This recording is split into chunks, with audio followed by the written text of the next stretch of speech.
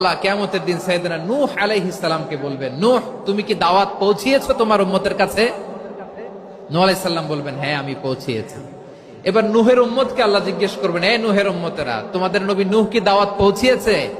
নূহের উম্মত বলবে, না আল্লাহ, আমাদের কাছে কোনো সতর্ককারী আসে নাই, কোনো নবী টবি আসে নাই, কোনো দাওয়াতও আমরা পাই নাই, আপনারাও চিনি নাই, জান্নাতও চিনি নাই, জাহান্নামও চিনি নাই। নূহ আলাইহিস সালাম বিপদে পড়ে যাবেন। তখন আল্লাহ বলবেন, নূহ তুমি বললা পৌঁছিয়েছো, তোমার উম্মত বলে কিছু পায় নাই। নূহ তোমার কি কোনো সাক্ষী আছে? তোমার কথা আর তোমার উম্মতের কথা তো মিলে না। তুমি বললা তুমি আমার নির্দেশনা দাওয়াত পৌঁছে দিয়েছো, কিন্তু তোমার উম্মত বলে পায় নাই। নূহ তোমার পক্ষে কোনো সাক্ষী আছে? নূহ আলাইহিস সালাম বলবেন, আছে। কে?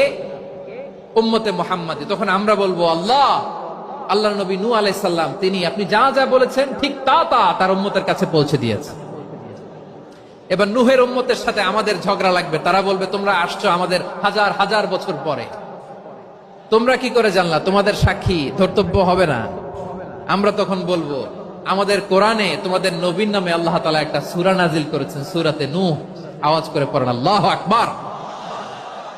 আমরা বলবো, আমাদের কোরআনে তোমাদের নবীর কথা আল্লাহ আমাদেরকে জানিয়েছেন, দিন রাত এক করে তোমাদের কাছে তিনি দাওয়াত পৌঁছেছেন। তোমরা কানের মধ্যে হাত দিয়ে রাখতা, চেহারাটা কাপড় দিয়ে ঢেকে রাখতা, আল্লাহর নবী নূহকে পিটিয়ে ছালা দিয়ে পেঁচিয়ে তোমরা পাহাড়ে তুলে রেখে আসতা। সব আমরা জানি।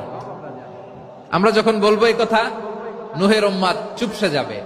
তখন আমরা সত্য বলেছি কিনা এটা আল্লাহ তাআলা জানতে চাইবে বিশ্বনবীর কাছে। তখন বিশ্বনবী আমাদের পক্ষে সাক্ষী দিবেন। আওয়াজ করে বলেন আল্লাহু আকবার।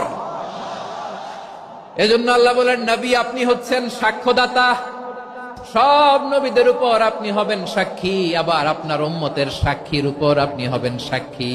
তার মানে নবী গো, কিয়ামতের কঠিন ময়দানে আপনি হবেন রাজ সাক্ষী।